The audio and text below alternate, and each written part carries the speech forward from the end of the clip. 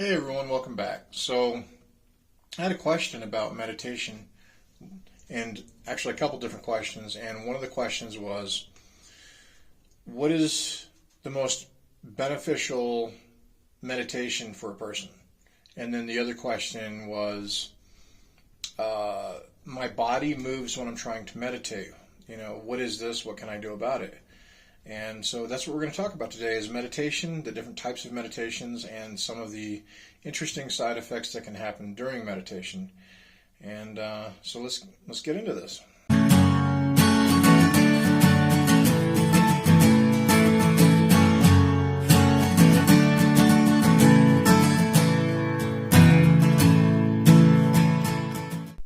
All right, now before we get into this, I want everybody to realize that I do have a Patreon.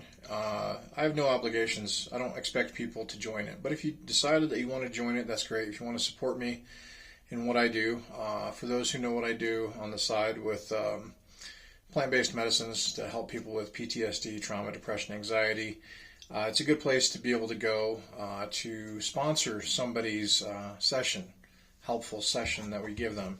You can go into the options and take a look, and you can actually sponsor somebody's session through there. And for everybody else, you don't even have to join with money if you don't want to. You can. But it's a good place if you are interested in more of one-on-one style of understanding Eastern spiritual practices across yoga, Buddhism, Zen, etc., right?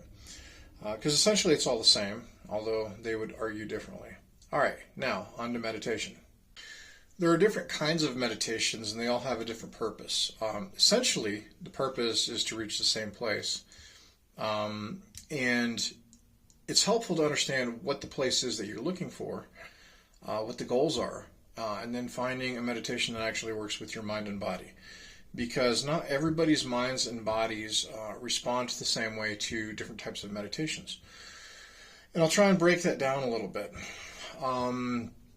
As far as different types of meditations, there's so many different types. There's focused meditation that requires visualization, such as you either stare at a candle or you think about the image of a candle while trying to focus on that and keep your mind out of it. There's the Zen style meditation where you basically sit there and you can actually have your eyes open and you basically just keep bringing your focus back every time that your mind tries to drift. There's Kriya style meditations where you do certain things in order to achieve certain goals, and then you change those techniques in order to continue going deeper. There's meditations where you focus on your breathing, or a specific part of your body, such as the air coming in and out of your nose. And they all contain different names, and different systems call the same meditation different things. So that's not really as important as the why and the how. The reason why we meditate, if you're on the spiritual path, is first to try and disconnect your awareness from your ego, your mind. And by doing this, you can see what your mind is doing and then actively choose what you want to think about, which can immensely relieve a lot of pain and suffering because you're no longer thinking about negative stuff. You're like, oh, here's a negative thought. I don't want to think about that. And I'm going to think about something that makes me feel good, right? That's one aspect of meditation. And in a lot of the systems, that is the primary goal in the beginning. And it can take people many, many years to be able to effectively meditate to achieve that goal. The common problem, though, is that most people have some sort of... It doesn't work the same way for everybody. In Zen meditation, where you sit in Zazen, and you're sitting there, and you have your eyes open, staring down at a 45-degree angle, and you're just focusing on refocusing, it can take years to get good at just sitting there. You got achy muscles, you've got your joints have to adjust to the position. And that's another thing is the position. Yoga might do like the full lotus position or whatever. you don't have to do any specific position in order to gain benefits from meditation. That's a myth. That is a cultural belief that somebody came up with a long time ago. Because there's also walking meditation. Well, if there's walking meditation or open eye meditation and they don't require certain positions, then that right there tells you that there's no need for a specific position. So the next goal of meditation is, once you have been able to see your own mind and what it does and separate from it, is to spend time touching the divine, the other, the void, the nothingness that is everything.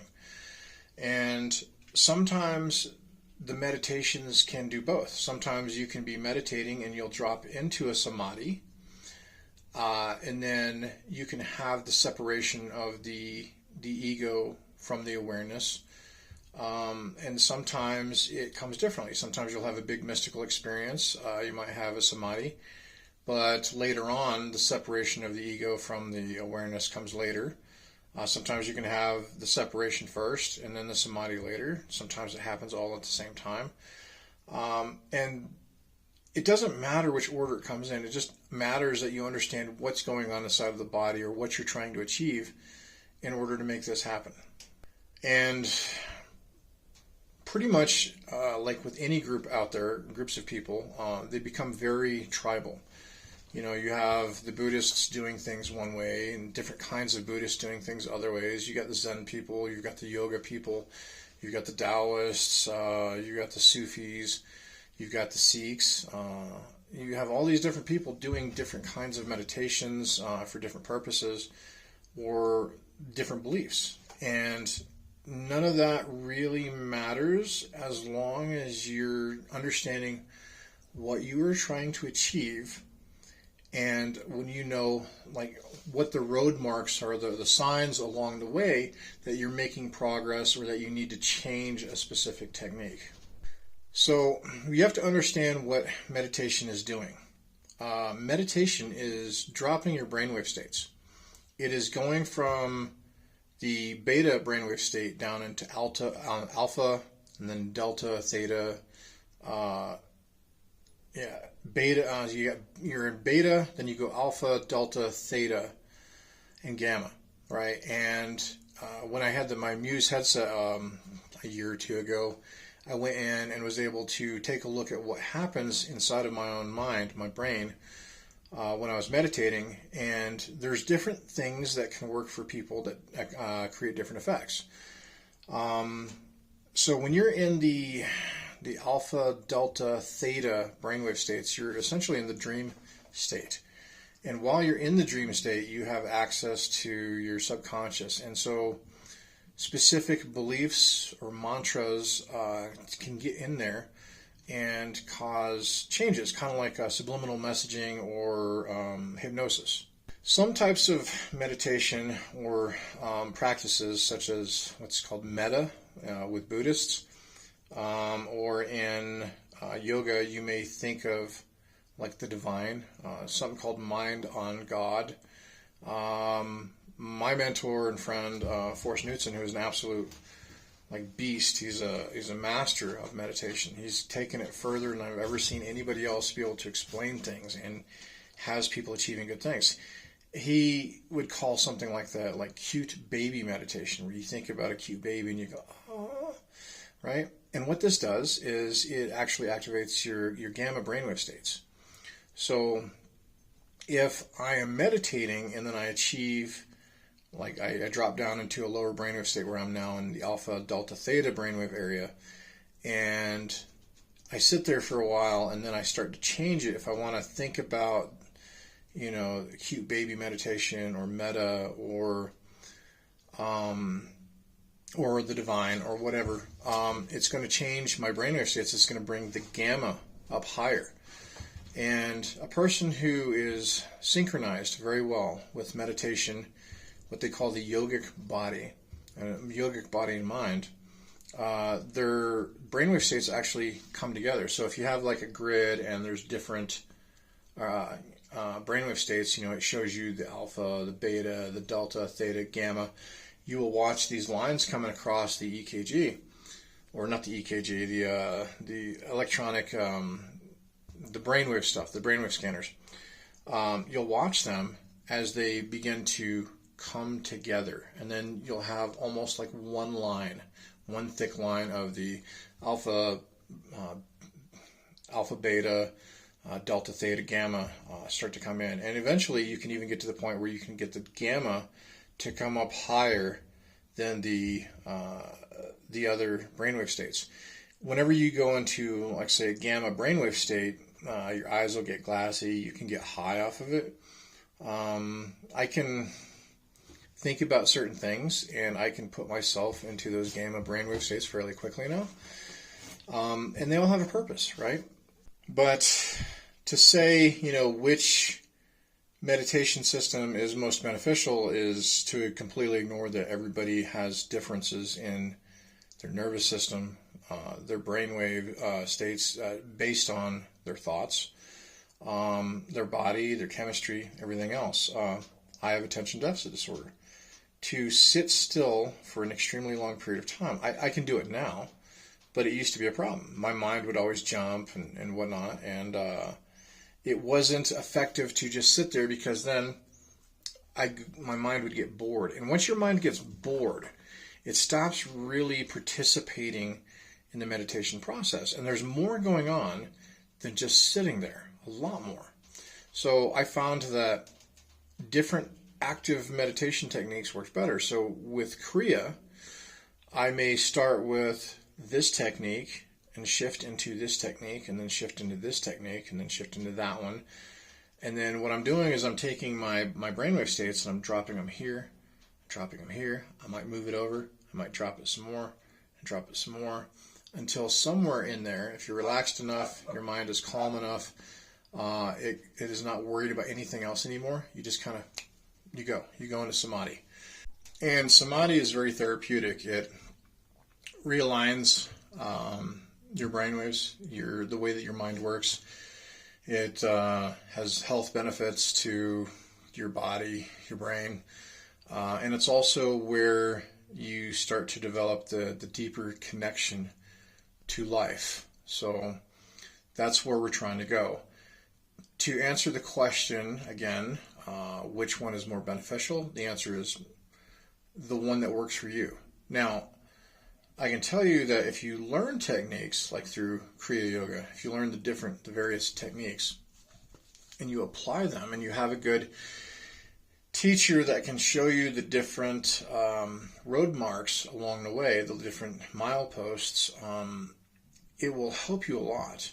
I can take a person and using the techniques that I've learned, show them how to do it, and I can drop them into different brainwave states, and they'll have deep experiences. Sometimes they'll actually go into samadhi. And I picked all this up from my mentor, Forest Knutson. So if you're really, really, really interested in understanding everything there is to know about meditation in pretty much all systems, go check him out. I'll post his YouTube channel somewhere in the link or in the description below. You can check out his stuff. Now, on to why some people move when they're meditating. It could be a twitch. It could be a flexed muscle. It could be all sorts of different things. Sometimes it's different mudras, like it'll be like different hand gestures. And this is where a lot of these things came from, because a lot of times when people are meditating, their body will want to contort into different ways. And this is where a lot of that stuff came from in the ancient stuff. If you're doing this may happen. You may have this mudra come out of it, or this different flexing of the muscles or whatever. But another answer that would be good is because the body, which is a part of the brain, right? The brain is a part of it, which contains a software that we call the mind. It is fighting it. It's flexing in order to maintain control. And it's twitching. It's trying to keep you distracted so that it stays in control. And for a lot of people, that's what's going on. The mind is wanting to stay in control, and it's trying to sabotage the meditation. So if you're meditating and you catch yourself doing twitching or repetitive motions or weird flexing, like me, I would have this weird thing where my thumb would flex. It would like come inwards and touch my other thumb, and it would sit there and flex. I would have to deliberately focus on relaxing so that it would let go. And then I got better and better at getting it to let go, because we need to let go of the sensory parts of our body to be able to dive into deeper levels of meditation down the road. Your face can get real tight, so you have to learn how to relax your facial muscles so that you can truly relax. You have to learn how to sit in a posture and get your muscles used to it, so that it doesn't take a lot of effort, because the more effort something takes to sit there, even if it's like a simple posture, the more that your body has to, the more that your mind has to stay aware in order to hold that position. So the easier things get with postures and sitting, with relaxation, the higher your levels of success are going to be with meditation. If you're interested in going deeper with meditation in your practices, no matter which Eastern spiritual systems you may or may not have, feel free to contact me and I can get you started on stuff. I can give you practices and techniques to work on. And if you want to go further, if you want to go into like having me work with you regularly in order to get you there, to have the deep realizations that come from meditation or from a spiritual practice, I'm here. Just ask me and I'll work with you, right? Well, I hope you enjoyed this. If you have any questions, please leave them in the comments, and I look forward to next time. Bye.